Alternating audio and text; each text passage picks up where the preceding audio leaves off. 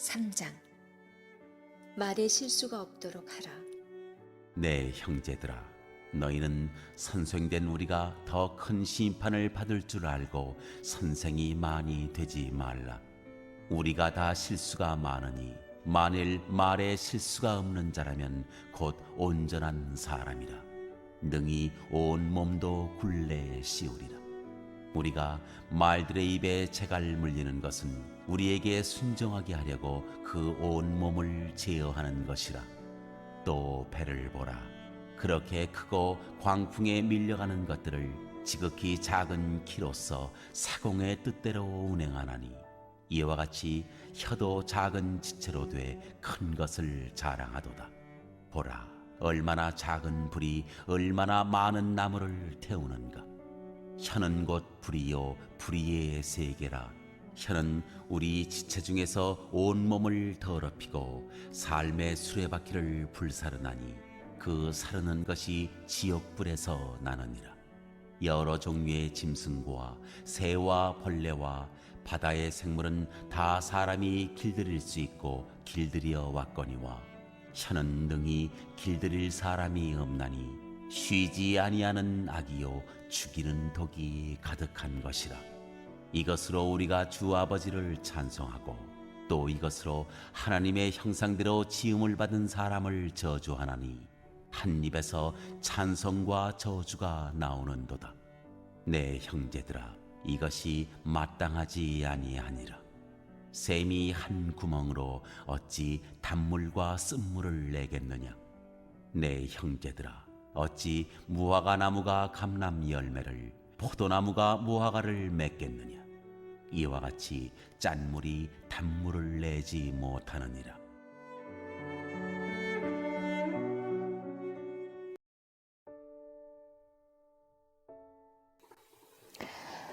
아멘. 오늘의 말씀은 온전한 말이라는 제목으로 이 새벽의 말씀을 열도록 하겠습니다.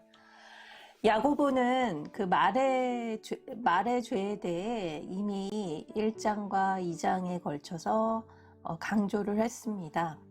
말하기를 더디하라, 또 혀를 재갈 물리는 것이 참된 경건이라고 말할 정도로 이 말의 중요성을 강조를 했습니다. 이 야고보서의 전체적인 그 중요한 강조점은 행함입니다. 행함 없는 믿음은 죽은 것이라고 말씀합니다. 이 말도 곧 행함의 일부인 것입니다. 바울은 그 선생이라는 그 직분을 사도와 예언자와 함께 교회에서 가장 중요한 세 개의 사역 중에 하나로 꼽았습니다. 그래서 초대교회에서 이 선생이라는 직분은 기독교의 교리를 전달하는 아주 중요한 역할을 맡았습니다. 그렇기 때문에 이 선생의 직분에 이 당시 초대 기독교에서는 상당한 그 권위와 명성이 뒤따랐음을 짐작할 수 있습니다. 따라서 낮은 계층의 사람들이 그 지위 향상을 노릴 수 있는 기회가 되기도 했습니다. 그래서 야고보가 그 선생이 많이 되지 말라고 권고한 그 배경에는 아마 좋지 못한 동기로 이 직분을 얻기 위해 몰려드는 그 성도들에 대한 염려도 있었을 것입니다. 야고보는 이 권고를 강조하기 위해서 선생된 우리가 더 큰 심판을 받을 것이라고 경고하고 있습니다. 1절 말씀입니다. 내 형제들아, 너희는 선생된 우리가 더 큰 심판을 받을 줄 알고 선생이 많이 되지 말라. 이 헬라어 본문을 더 문자적으로 직역을 하게 되면 이 말은 우리가 더 심판을 받을 것이라는 뜻입니다. 이 말은 선생이란 이 직분이 너무나 중요해서 올바로 그 직분을 수행하지 못한다면 더 심각한 처벌을 받을 것이라는 의미로 쓰여집니다. 이 가르치는 은사가 있는 자들에게는 그 은사를 잘 활용해서 사람들을 믿음으로 양육할 책임이 있습니다. 선생은 말로써 하나님의 뜻을 전하지만 동시에 항상 말에 실수가 있기 때문입니다. 그래서 이 선생은 사역의 주요 수단인 이 몸 중에서 가장 통제하기 어려운 이 말에, 이 혀에 있기 때문에 더 많은 실수에 노출이 되어 있습니다. 야고보는 먼저 우리가 다 실수가 많다는 말로 누구나 죄를 저지르는 이 죄의 보편성을 인정합니다. 2절 말씀입니다. 우리가 다 실수가 많으니 만일 말에 실수가 없는 자라면 곧 온전한 사람이라 능히 온 몸도 굴레 씌우리라. 우리 모두가 이 보편적으로 짓는 죄가 하나 있는데 그것이 바로 혀로 짓는 죄라는 것입니다. 쉬운 성경에서는 말에 실수 없는 자는 완벽한 사람이라고 번역이 됩니다. 그런 사람은 자신의 몸 전체를 다스릴 수 있는 사람이라고 이야기합니다. 그만큼 입을 통제하기가 너무 어렵다는 것을 보여줍니다. 마치 말에 재갈을 물려 통제하는 것처럼 배에 키를 달아 배를 조정하는 것처럼 혀도 우리의 몸의 극히 작은 일부지만 그것을 통제하지 않으면 작은 불씨가 큰 숲을 태우듯 말 한마디가 치명적인 상처가 되기도 합니다. 그렇기 때문에 내가 하는 말이 곧 나이기에 우리는 두렵고 떨림으로 구원을 이루어가는 성도는 매사 언어 생활에 주의해야 합니다. 함께 묵상하길 원합니다. 나는 어떤 말로 자꾸 실수를 하게 됩니까? 또 어떤 상황에서도 절제하며 신중히 말하고 있습니까?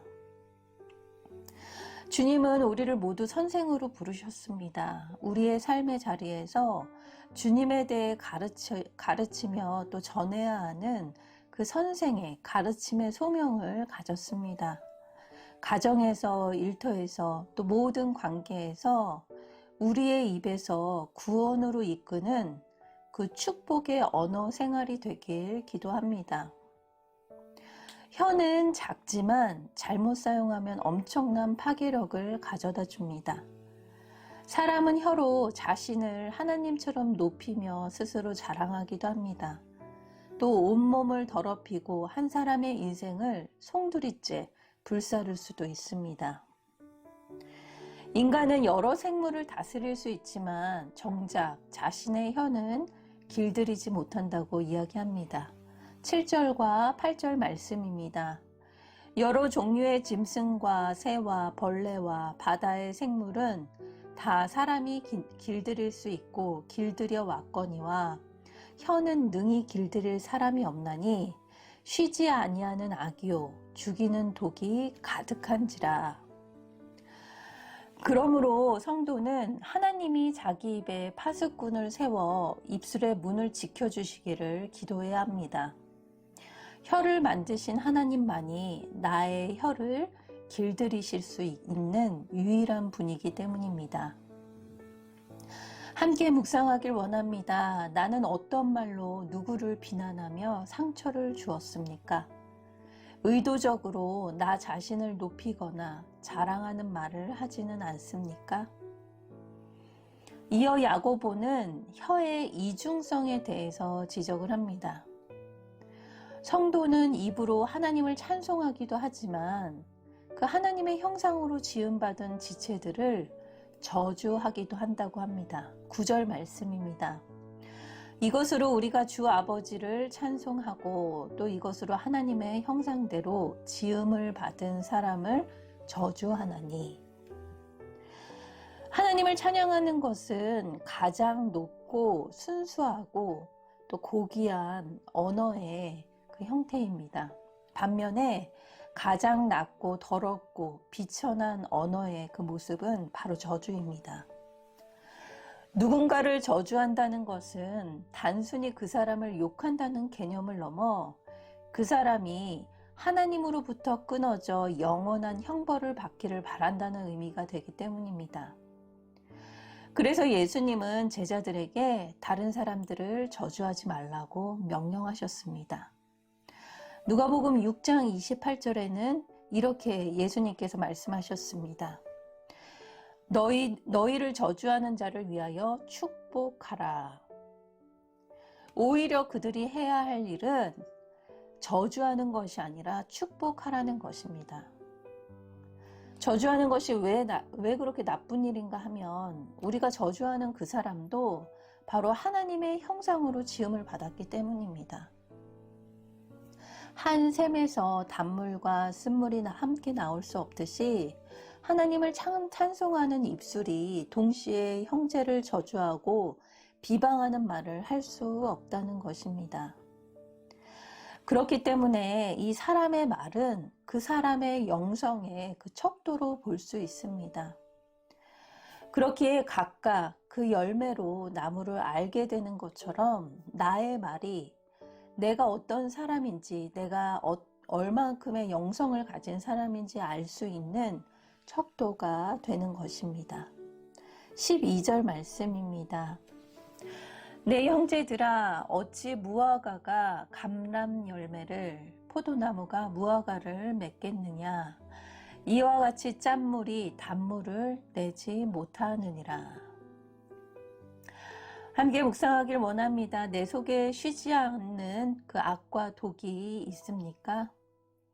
오늘 말씀을 통해 회복되길 기도합니다. 그리고 공동체 고백하며 함께 그 문제를 놓고 회개하며 기도하길 원합니다. 그리하여 회개를 통해서 우리의 샘의 근원이 깨끗해지고 또 온전한 언어를, 또 구원의 언어를 쓰는 저와 여러분이 되길 기도합니다. 다 같이 기도하도록 하겠습니다.